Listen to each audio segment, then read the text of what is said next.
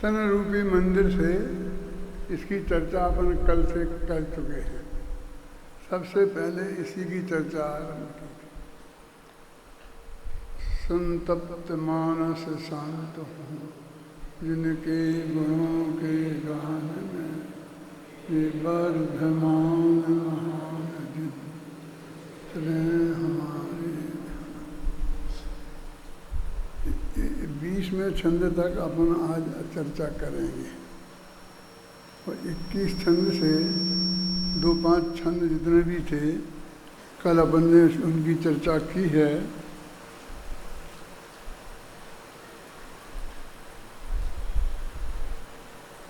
तो 24 छंद तक शायद अपन ने चर्चा की है, तो 20 तक अभी करेंगे। 3 तक चर्चा अपन कल, तीसरे छंद तक अपन कल चर्चा इसमें कर चुके हैं, जिसमें ये बताया कि समय सार में एकत्व विभक्त आत्मा की चर्चा की है। आत्मा का कल्याण इस एकत्व विभक्त आत्मा के आश्रय से ही होता है, इसलिए इससे ही बात आरंभ करते हैं। और अनंत गुणों में, असंख्य प्रदेशों में और अनंतानंत पर्यायों में जो अखंडता है वो आत्मा का एकत्व है, और परद्रव्यों से जो भिन्नता है वो आत्मा की विभक्तता है। एकत्व विभक्त आत्मा माने अपने अनंत गुणों में, असंख्य प्रदेशों में और अनंतानंत पर्यायों में एकत्व और पर से विभक्तता, ऐसा भगवान आत्मा की चर्चा समय साथ में की है, और उसके ही आश्रय से धर्म होता है। अभय जी का एक संदेश आया है कि जो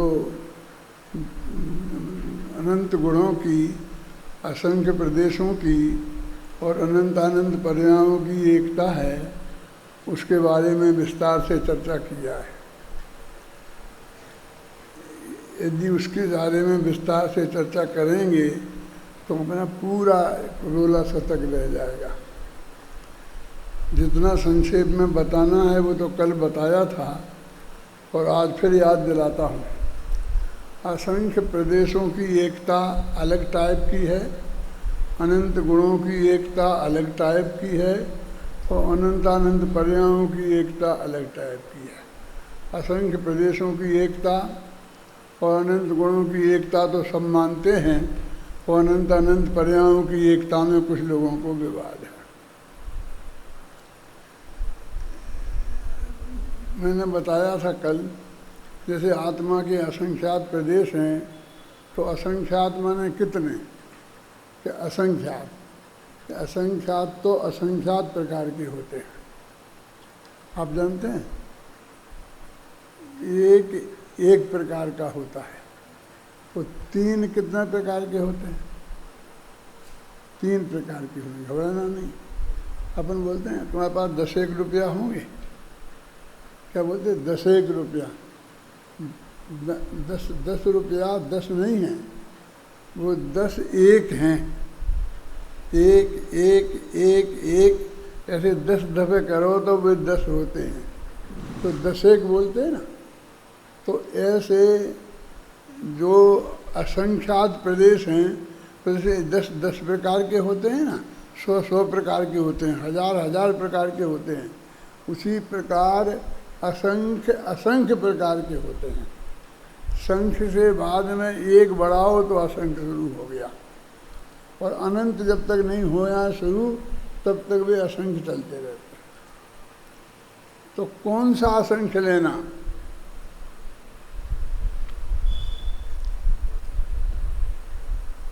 तो लोकाकाश वाला जो असंख्य है, लोकाकाश के प्रदेश जितने हैं ना वो ये असंख्यात हैं। तो लोकाकाश के प्रदेश, धर्म द्रव्य के प्रदेश, अधर्म द्रव्य के प्रदेश और काल द्रव्य, ये सब असंख्य हैं और इनकी जो असंख्य संख्या है वो एक है। तो असंख्य लोक माने असंख्यात लोकाकाश नहीं, लोकाकाश में जितने असंख्य प्रदेश हैं वो असंख्य लेना। कौन सा असंख्य लेना? लोकाकाश वाला लेना, क्योंकि अनंत गुणों की और असंख्य प्रदेशों की और अनंत पर्यायों की एकता माने क्या? अनंत असंख्य प्रदेशों की, तो असंख्य माने कौन सा असंख्य? लोकाकाश के जितने प्रदेश हैं वो असंख्य। जब केवली समुद्रघात होता है तो लोकाकाश के एक एक प्रदेश पर आत्मा का एक एक प्रदेश फैल जाता है। तो फिर दो प्रदेश एक साथ नहीं रहते ना एक प्रदेश में, बिल्कुल ऐसा हो गया। अब उन प्रदेशों के बीच में कोई स्पेस है? नहीं है, बिल्कुल एक दूसरे से जुड़े हुए हैं। फिर भी ये प्रदेश अलग अलग हैं। यदि उन्हें अलग अलग नहीं माने तो उन्हें असंख्य नहीं कह सकते।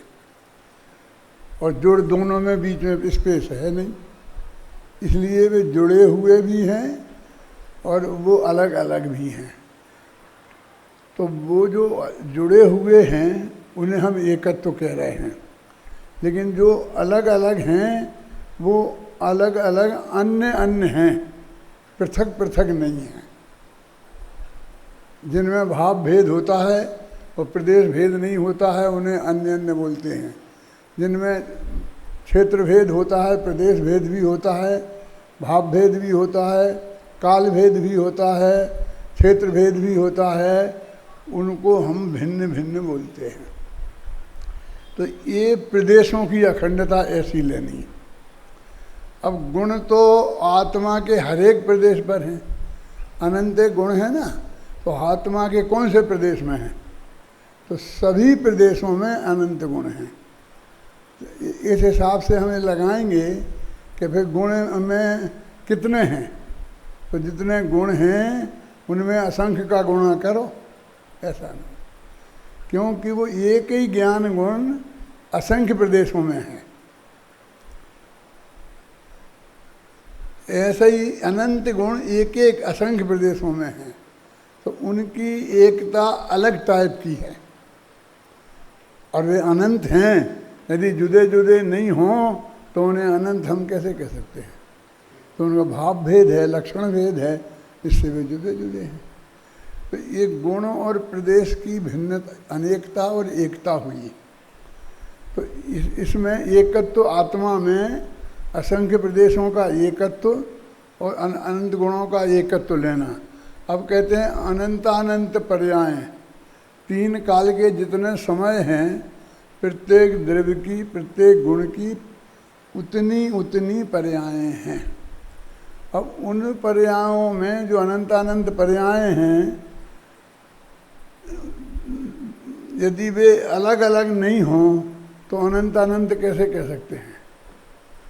तो अलग अलग होकर के भी दोनों के बीच में, अब स्पेस तो हम कह नहीं सकते उसे, स्पेस को तो क्षेत्र को बोलते हैं, लेकिन काल संबंधी है, काल संबंधी अंतर भी नहीं है।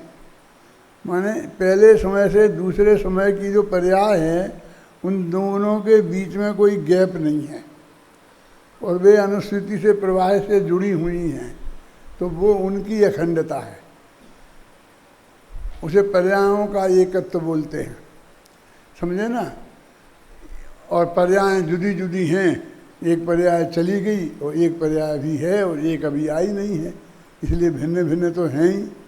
अब पर्यायों में जो ये चलते हैं ना, पर्याय तरकारी जो भगवान आत्मा में पर्याय नहीं है, पर्याय का निषेध करते हैं, क्योंकि हमारे दिमाग में ये घुस गया है बहुत गहराई से।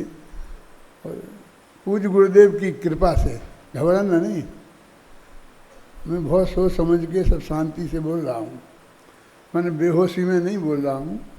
मैं आप सबसे ज़्यादा गुरुदेव का भगत हूँ, ये मैं घोषणा पूर्वक कह रहा हूँ, समझना। लेकिन आपको वस्तु स्वरूप समझना है तो धैर्य और शांति से सुना। हमने गुरुदेव श्री ने हमें पर्यायों से भिन्न आत्मा, परद्रव्यों से भिन्न और पर्यायों से भिन्न और भेद से भिन्न, ये भगवान आत्मा के इतना अभ्यास कराया है कि हमारे दिमाग में पर्यायों को किसी भी रूप में हम द्रव्य से जोड़ें तो हमारे चित्त में आसानी से स्वीकार नहीं होता। इसलिए मैं ये बात आपको बताना चाहता हूँ,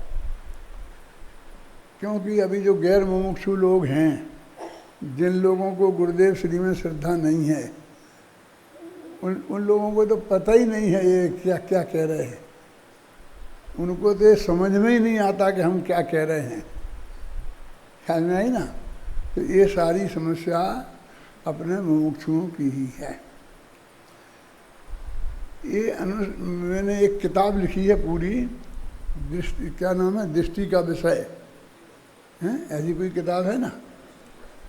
उसमें मैंने बहुत विस्तार से इस बात को समझाया है कि उनमें दिक्कत क्या है कि भूतकाल की पर्याय तो नष्ट हो गई हैं और वर्तमान की पर्याय है, मौजूद है, और भविष्य की अभी अनुत्पन्न है।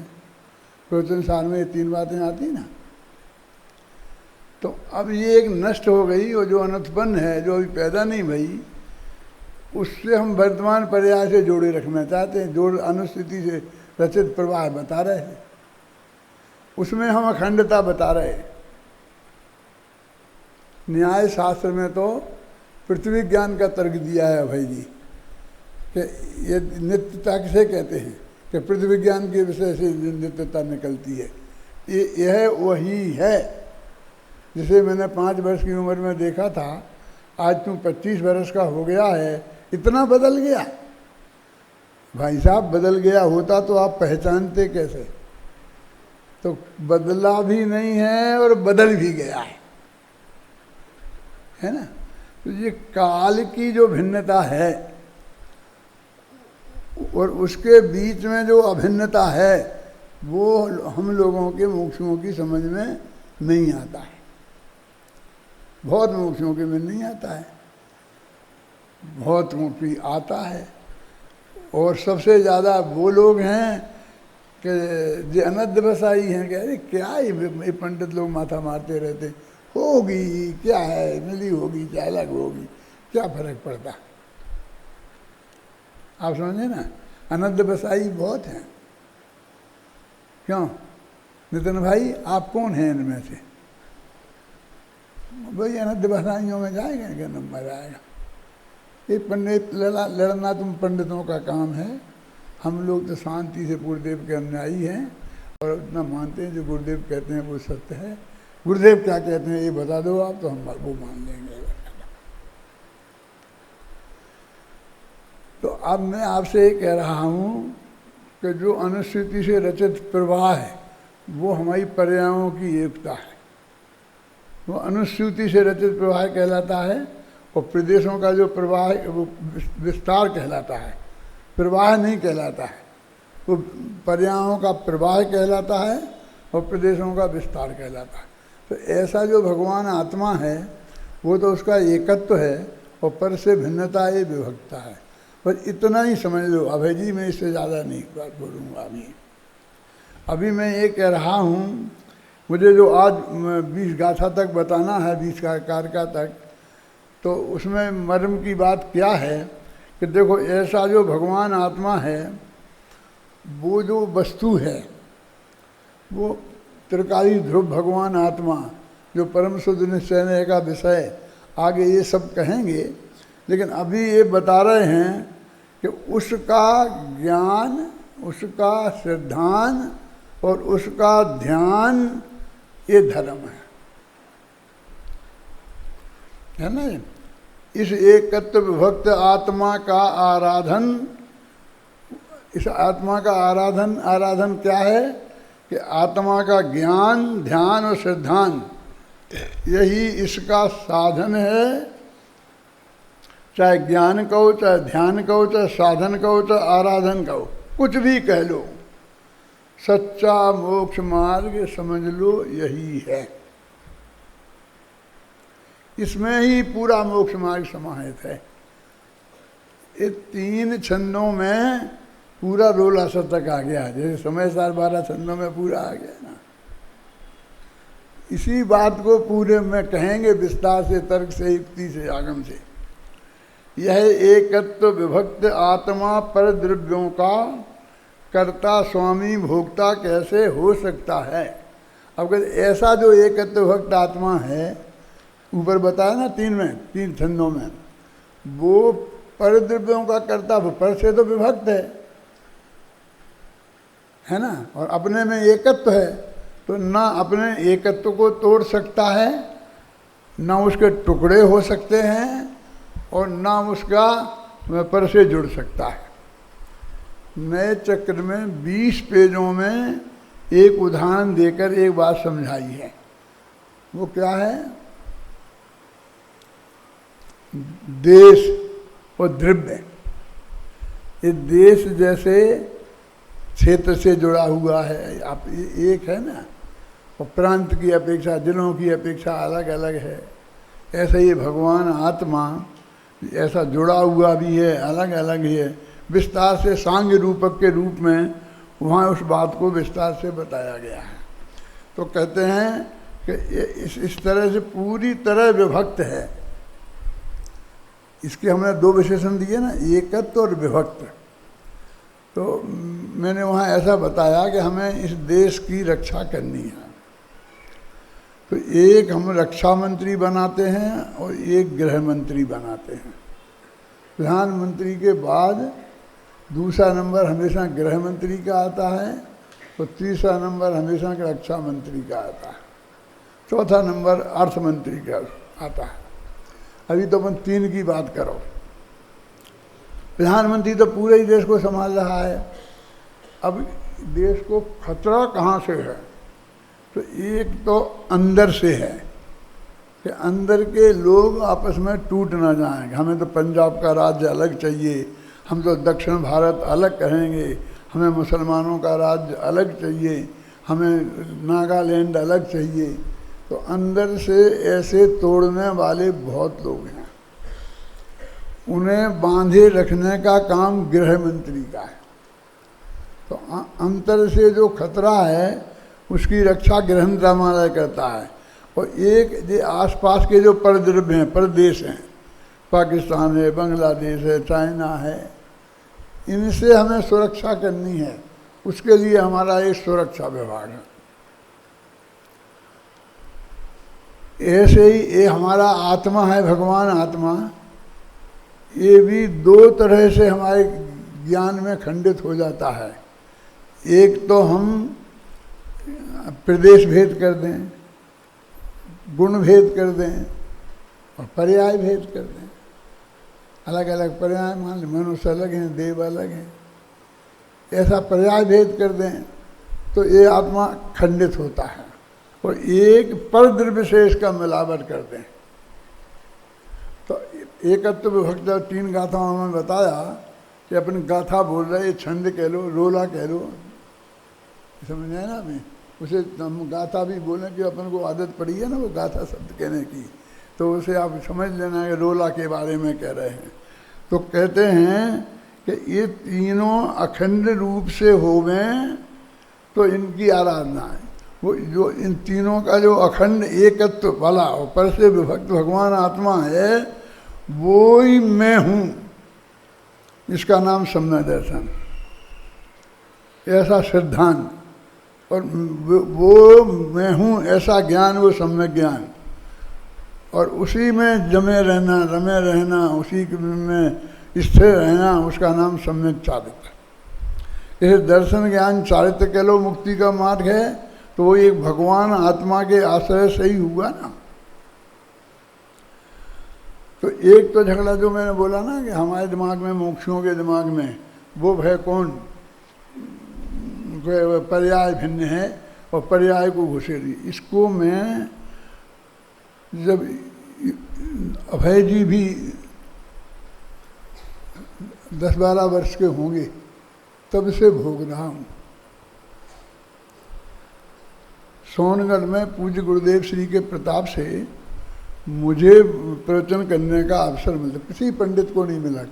किसी पंडित को कभी वहाँ परमिशन नहीं मिली प्रवचन करने की, लेकिन मुझे मिली गुरुदेव के सामने शाम को।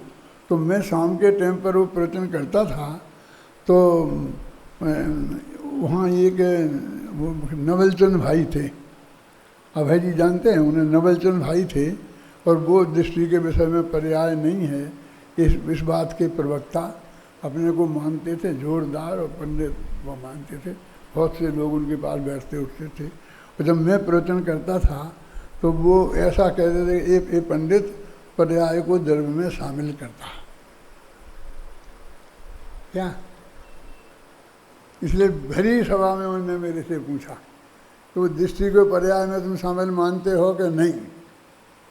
जब मैं प्रवचन कर रहा था वो बैठे थे, मैं जानता था उन्हें, तो उन्होंने ये प्रश्न किया, तो मैंने वहाँ जवाब दिया था कि हाँ मानता हूँ, ऐसे मानता हूँ, ऐसे नहीं मानता।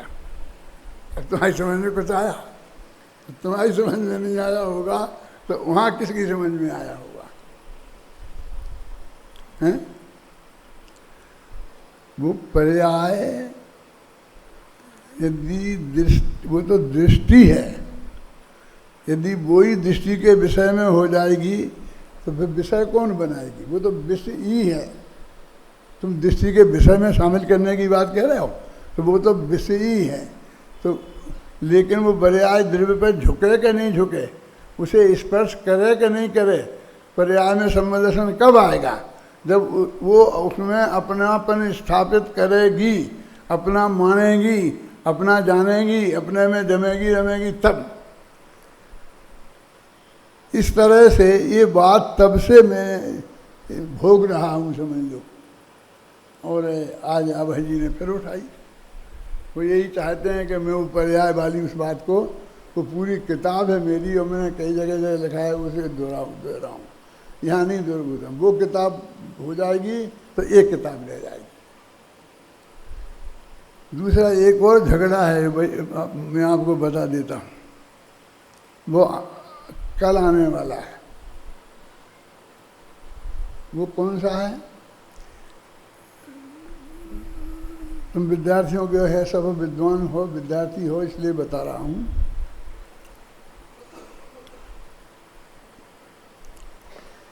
अपने नए है ना निश्चय व्यवहार नए, तो व्यवहार नए में आत्मा पर का करता है, भोगता है, ऐसा समय सार में कहा ना, व्यवहार नयो भाषदी कर्ता भोक्ता, आत्मा उपचरित असद्भुत व्यवहार नए से पर का करता भोगता है।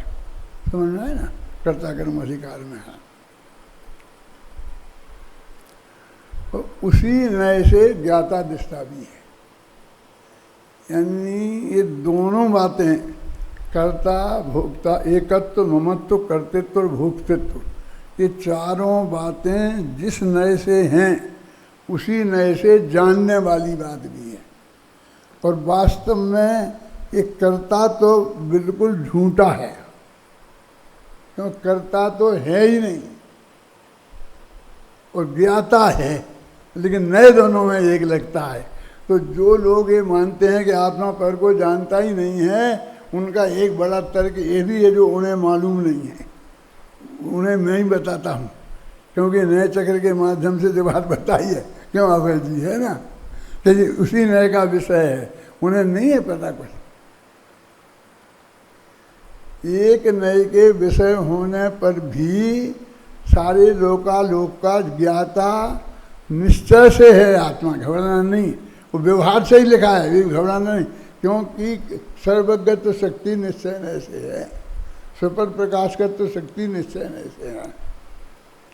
माने एक्चुअल में वो पर को जानता है, नहीं जानता हो नहीं है। तो उन्होंने व्यवहार क्यों कहा कि व्यवहार तो सिर्फ तन्मय होके नहीं जानता,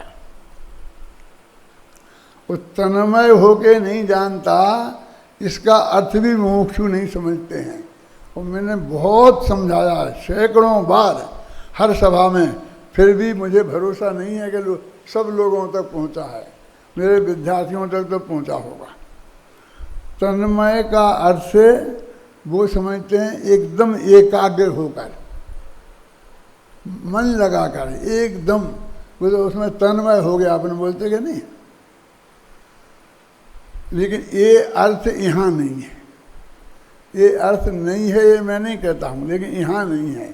तो यहाँ क्या है कि वो तन्मय तत्मय मैं उसी रूप हूँ, ऐसी मान्यता का नाम है तन्मय। बबलू समझ में आ रहा? तत्मय मैंने ये त्रिकाली जो भगवान आत्मा मैं हूँ ऐसा जाना वो निश्चय है, और मैं हूँ ऐसा तन्मयतापूर्वक नहीं जाने तो व्यवहार है। तो वो पर है तो तन्मय हो के कैसे जानेगा, ऐसे कैसे जानेगा ये मैं हूँ, पर देव के बारे में ऐसा कैसे मानेगा? तो इसलिए कहते वो व्यवहार है, और वो व्यवहार हमने समझ लिया, झूठा लाल झूठा लाल झूठा लाल, इसलिए वो तो झूठा है, इसलिए ऊपर को जानता नहीं है, इस पर चढ़ गया। वो बहुत बड़ा झगड़ा है, और उस पर मेरे सारे साहित्य में देखोगे बिखरापन बहुत लिखा है, बहुत बोला है मैंने। उस पर मैं एक किताब भी लिखने वाला था, फिर नहीं लिखी मैंने, फुटकर रहने दो। ऐसी बात आई थी कि कलकत्ता में बहुत इस पर व्याख्यान हुए, आंदोलन चला, कुछ लोगों ने कहा और हम इस पर बहुत बड़ी किताब लिखेंगे। उस वक्त मैं देवलाली में था, मोटानी जी ने, उनका गुरु प्रसाद निकलता है गुजराती में, उसमें गुरुदेव श्री के उन्हीं गाथाओं के प्रवचन, जिन पे वहाँ प्रवचन हो रहे थे कलकत्ता में, गुरुदेव के प्रवचन छापे मोटानी जी ने, जिसमें जो कलकत्ता में कहा जा रहा था उसके विरुद्ध था गुरुदेव की बात में। तो लोगों ने ये कहा कि आपने ये क्यों छापे, आपने उनके विरुद्ध छापे। कहते गुरुदेव के हैं कि नहीं है तुम बताओ, उन्हीं गाथाओं पर हैं कि नहीं है। और वहाँ घोषणा हुई कि हम इस पर किताब लिखेंगे। तो मैंने यहाँ घोषणा की कि यदि इसको मुद्दे को आप व्यक्तिगत उठाएंगे तो मैं व्यक्तिगत जवाब दूंगा, सभा में उठाएंगे तो मैं सभा में जवाब दूंगा, आप पर्चे में उठाएंगे तो मैं पर्चे से जवाब दूंगा, और आप पुस्तक लिखेंगे तो मैं भी पुस्तक लिखूंगा। भरी सभा में मैंने एक घोषणा की थी देवलाली में, और रोज है ना फोन होते थे, बातें चलती थी, एकदम पहुंचता रहता था संदेश सब। पाटनी जी थे वहाँ, पाटनी जी को बहुत चिंता घबराहट हुई कि ये महायुद्ध शुरू हो गया तो मुमुक्षुओं में बहुत मुश्किल हो जाएगी। तो उनने मेरे से कहा कि दादा ये नहीं करना है। अब मैं तो उनका बहुत घनिष्ठ मित्र था, समझ लो कि उनकी बात को मैं टाल नहीं सकता था, सब लोग जानते थे पाटनी जी के। उनने मेरे से कहा कि पाटनी जी ने कि दादा अपन को ये नहीं करना, इतिहास बता रहा हूँ, रह जाएगा सुरक्षित। मैंने कहा पाटनी जी नहीं लिखना है, किताब नहीं लिखूंगा मैं। बोले फिर आपने तो घोषणा करी है भरी सभा में। मैंने कहा इसलिए की है कि मुझे किताब नहीं लिखना पड़े। अभय जी समझे, अभय जी तो थे उस सभा में। मुझे लिखना नहीं पड़े किताब, क्यों कि सामने वाले की समझ में आना चाहिए कि जैसे को तैसा जवाब मिलेगा तो ये सब बंद हो जाएगा। और नहीं तो यदि सामने वाले ने लिखी तो मुझे लिखना ही पड़ेगी।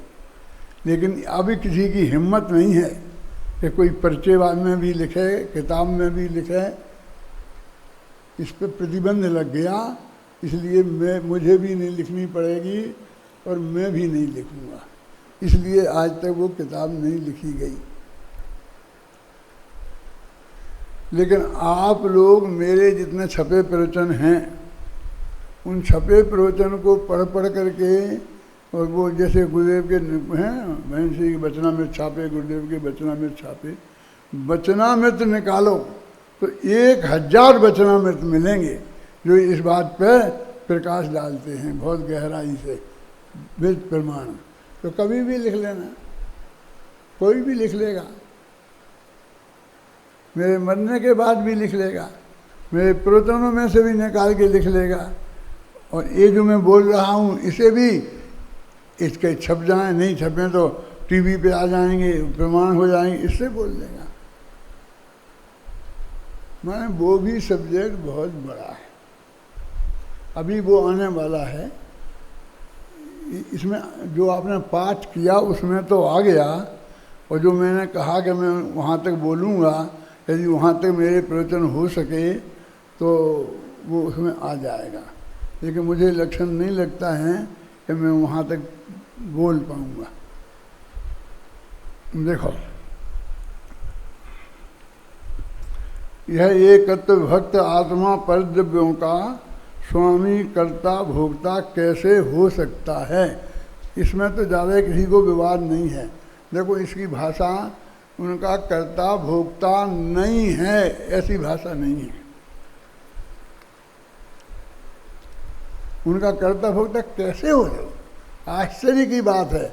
ऐसा कैसे कहते हो जब दो द्रव्यों में अत्यंत अभाव है और वो कुछ एक विभक्त है, पूर्णता विभक्त है उनसे, तो उनका कर्ता भोक्ता कैसे हो सकता है।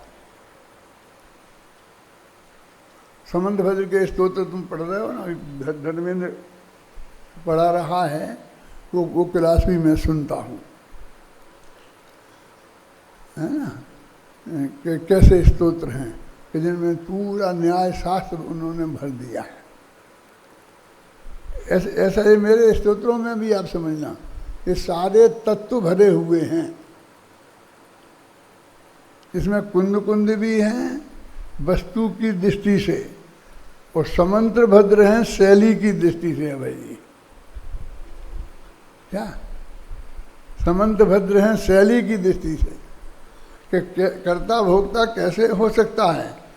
यह असीम आत्म, यह आत्मा यद्यपि असीम है पर अपने में सीमित है। ये विरोधाभास अलंकार है। इसी मंदिर पूजन में और पूजनों में मिलेंगे। यह असीम आत्म, आत्मा तो असीम है पर अपने में सीमित है, इसीलिए इसको सीमंदर कहते हैं। भगवान आत्मा को सीमंदर कहा, वो विदेश क्षेत्र वाले सीमंदर नहीं है जे,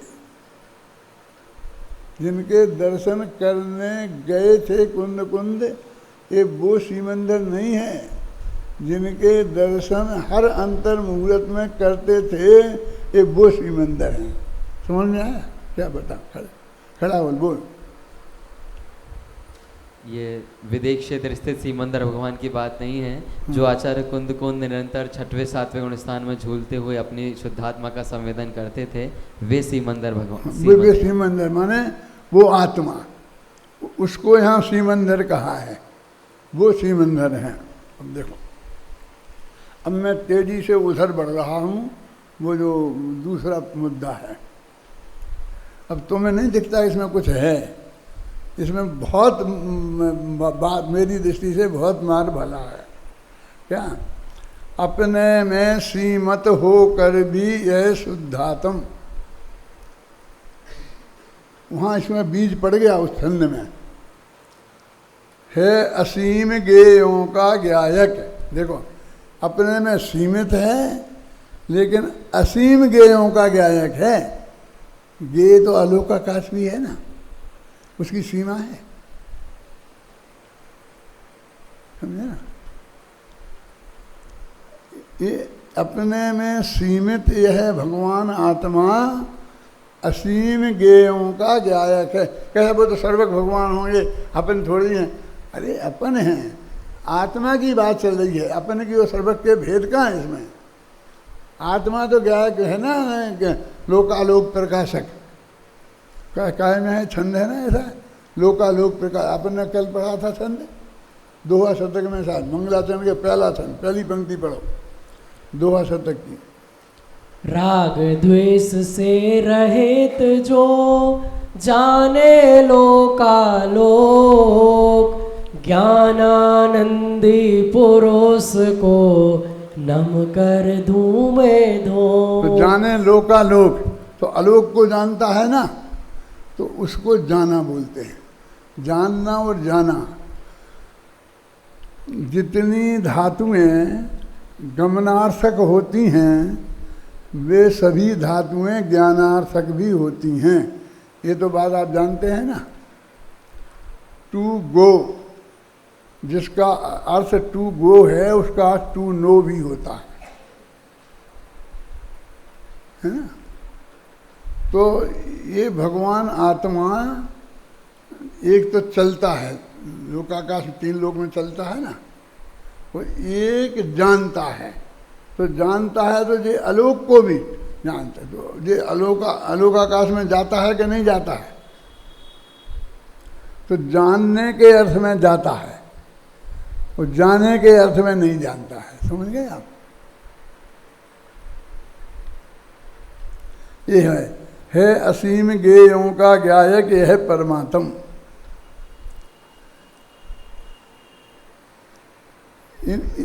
इन छंदों का दोहा शतक का छंद पढ़ाने के लिए भी तुम्हें किसी वीर सागर को बुलाना पड़ेगा। तो तुम में से ही वीर सागर बनना पड़ेगा। कोई ना कोई ऐसा पढ़ना पड़ेगा कि मेरे चले जाने के बाद तुम पढ़ाना इसे, समंत भद्र के स्तोत्रों जैसा, है ना। है असीम ज्ञेयों का ज्ञायक, यह परमात्म, यह अपार ज्ञेयों को पार को पा लेता है। पा लेता है, पार पा लेता है, सबको जान लेता है ना। तो पार तो पाया नहीं, तो अब पार है नहीं तो नहीं पाया, हम क्या करें हैं? अपार को पा लेता है, इसकी गौरव गरिमा का ना आर पार है ना। ये समझ में आया ना छंद? देखो, यद्यपि जाने सभी द्रव्य गुण पर्यायों को, अभी इसकी गहराई में जा रहा हूं मैं। यद्यपि जाने सभी द्रव्य गुण पर्यायों को, पर उनमें कुछ भी कर सकता नहीं आत्मा। जानता तो है, वो कर नहीं सकता, और जबकि दोनों को एक नए का विषय माना है। वो वही व्यवहार ने, उपचरित सद्भुत व्यवहार ने जानता है ये बात सच्ची और पक्की है, वो करता है ये बात ना 100% झूठी है। अकेला एक व्यवहार नए से कही गई है। समझ में आ रही कि नहीं आ रही ये बात? देखो, यद्यपि जाने सभी द्रव्य गुण पर्यायों को, पर उनमें कुछ भी कर सकता नहीं आत्मा। कर्ता भोक्ता सभी द्रव्य हैं अपने अपने, स्वामी भी हैं सभी द्रव्य बस अपने अपने। तो एकत्व ममत्व करते तो भोगते थे। इन 4 में तो वो लगेगा वैसा, वो 5 में ये अलग बात है। वो 5वें का मामला क्या है? ये 7वां छंद पढ़ो। जाने जाते सभी द्रव्य इस आत्म द्रव्य से, अरेक गुण ऐसा भी है सब द्रव्यों में। प्रमेयत्व गुण कहते हैं उसको सृजनवर, उसके कारण सभी द्रव्य जाने जाते हैं। अरे क्या कह रहे हैं कि सब द्रव्यों में एक ऐसा गुण है जिसके कारण वे जानने वाले द्रव्यों से जाने जाते हैं। क्या समझे? एक गुण ऐसा नहीं है कि वे करने वाले द्रव्यों से करे जाएं, भोगने वाले द्रव्यों से भोगे जाएं, कोई स्वामी उनका बने, ऐसा गुण उनमें नहीं है। इस रूमाल में ऐसा गुण तो है कि मेरा ज्ञान इसे जाने, लेकिन मैं इसे करूं, भोगूं, इसका मैं स्वामी बनूं, इसमें मैं अपनापन स्थापित करूं, ऐसा गुण इसमें कोई नहीं है। वो प्रमेयत्व गुण जैसा है ना, वो जानता क्यों है, वो करता क्यों नहीं है? जब उसी नए का विषय है तो जानना भी चाहिए और करना भी चाहिए। अब भाई जी, मेरा तर्क ख्याल में आया है ना? इनको ही तर्क बोलते हैं। अभी तुम्हें बातें सी लगती हैं, समंत भद्रा ने सारी ने उस वक्त बातें ही सी की होंगी। ये महातर्क हैं, अभी ये प्रमेयत्व गुण वाले 5-7 छंद हैं, सभी ध्यान से पढ़वाता हूँ और तुम सुन लो, फिर मैं उसका अर्थ करूँगा। जाने जाते सभी द्रव्य इस आत्मद्रव्य से, अरे एक गुण ऐसा भी है सब द्रव्यों में। प्रमेयत्व गुण कहते हैं उसको श्री जिनवर, उसके कारण सभी द्रव्य जाने जाते हैं। अरे ज्ञान से जाने सबको यह परमात्म, प्रमेयत्व से सभी द्रव्य जाने जाते हैं। अरे ज्ञान है अतः जानता है यह आत्म, प्रमेयत्व है अतः आत्मा जाना जाता। शेष सभी में ज्ञान नहीं है नहीं जानते, प्रमेयत्व से केवल वे जाने जाते हैं। अतः जानना लक्षण है चेतन आत्म का, चेतनता ही चेतन की गौरव गरिमा है। देखो कौन कहाँ से पढ़ रहे थे हम? 7, 8, 9 3 पढ़े ना। सभी द्रव्यों में को आत्मा जानता है, क्योंकि सभी द्रव्यों को जानने की ताकत उसमें है। लेकिन वे सभी द्रव्य जाने क्यों जाते हैं? वे नहीं जाने जाए, समझ रहे हैं ना? तो कहते हैं कि उन सभी द्रव्यों में भी एक ऐसा गुण है कि वे किसी ना किसी द्रव्य से जाने जाएं। किसी ना किसी नहीं, सभी द्रव्यों से, जानने वाले द्रव्यों से जाने जाएं। सभी द्रव्यों में ये गुण है दोनों। तो वो इसलिए नहीं जाने जाते हैं कि आत्मा जानता है, वो इसलिए जाने जाते हैं कि उनमें प्रमेयत्व गुण है। ये रूमाल मेरे ज्ञान का गेय इसलिए नहीं बन रहा है भाई, पीयूष ख्याल में आ रहा है ना, इसमें प्रमेयत्व गुण है इसलिए जो मेरे ज्ञान का गेय बन रहा है। मेरे ज्ञान का आँख से दिखे ऐसी इसमें ताकत है, परमाणु में ऐसी ताकत नहीं है कि मेरी आँख से वो दिखे। माने दो तरफी ताकत चाहिए, जानने वाले को चाहिए जानने की, और जिसको जाना जा रहा है उसे को अपने को जनाने की ताकत चाहिए, प्रमेयत्व गुण चाहिए।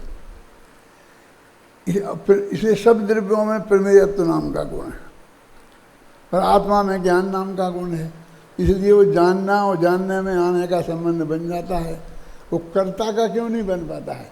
क्योंकि जीव में उसके मान लो कर्ता का गुण माने व्यवहार न से, तो उसमें ऐसा गुण नहीं है कि कोई अन्य द्रव्य उसको करे। दो ही तरफ से कमी है, वो संबंध पूरा नहीं बन सकता, ज्ञान जैसा घटित नहीं हो सकता। इसलिए उसे, अब हमारी दिक्कत ये है, गुरुदेव की दिक्कत ये थी कि ये 4 चीज़ें तो उन्हें बताना है, एकत्व, महत्व, कर्तृत्व, भोक्तृत्व, कि ये जिस व्यवहार नए से बताना है, तो उस व्यवहार नए को फिर इन्हें गलत बताना है कि एक दूसरे का कर्ता भोक्ता नहीं है, जानता नहीं है, तो उस नए को झूठा के असत्यास कहना है। अब ये जानने के मामले में ये जानता है और वो जानने में आते हैं, क्योंकि उनमें वो जानने में आने की ताकत है, तो इसलिए उनको वैसा झूठा नहीं कह सकते हैं। नहीं कह सकने पर भी इनने मान लिया, इन सब लोगों ने, बड़े बड़े पंडितों ने। न्याय शास्त्र तो जानते नहीं थे, न्याय शास्त्र के नियम से, समझे ना, ये दोनों बातें होनी चाहिए थी, तो वो दोनों तरफ से बात नहीं बनी उनमें, तो प्रमेयत्व की तरफ से बनती है। तो प्रमेयत्व की बात यहाँ खत्म हुई ना, कि सब द्रव्यों में प्रमेयत्व नाम का एक गुण है, और जीव में जानने नाम का गुण है। और जीव में जीव को कैसे जानता है? फिर रुमाल को तो इसलिए जानता है, इसमें प्रमेयत्व गुण है। जीव को भी अभय जी इसलिए जानता है क्योंकि उसमें भी प्रमेयत्व गुण है। उसमें 2 गुण हैं, प्रमेयत्व गुण भी है और ज्ञान गुण भी है। इसलिए वो अपने को भी जानता है और पर को भी जानता है। और पर पदार्थ में ज्ञान गुण नहीं है और प्रमेयत्व गुण है, इसलिए वे जाने तो जाते हैं और किसी को जानते नहीं हैं। लेकिन अन्य जीवों के साथ ऐसा घटित होता है जिसमें वो परिणाम में परिणाम कर तो सकती है कि मेरा आत्मा में ऐसा गुण है कि मैं खुद के द्वारा भी जाना जाऊं और पर जीवों के द्वारा भी जाना जाऊं। तो जिसमें जानने की ताकत है उसे जाना जाऊं, क्योंकि वो जानना का काम जानने की ताकत से होता है और जानने में आने का काम जानने की आने की ताकत से होता है। उस ताकत का नाम है प्रमेयत्व। ये दुतरफी ताकत की बात आपने अभी तक सोची नहीं होगी। जिन जिन ने सोची हो मैं उन्हें धन्यवाद देता हूँ, नमस्कार करता हूँ। नहीं सोची है तो वे आज सोच रहे हैं। क्या ख्याल में है ना, आप रूमाल को इसलिए नहीं जानते थे कि आप जानने वाले हैं, इसमें प्रमेयत्व नाम का धर्म है इसलिए जानते थे। ख्याल में है ना, वो दो तरफा। अब ये प्रमेयत्व नाम के गुण वाले छंद पढ़ो।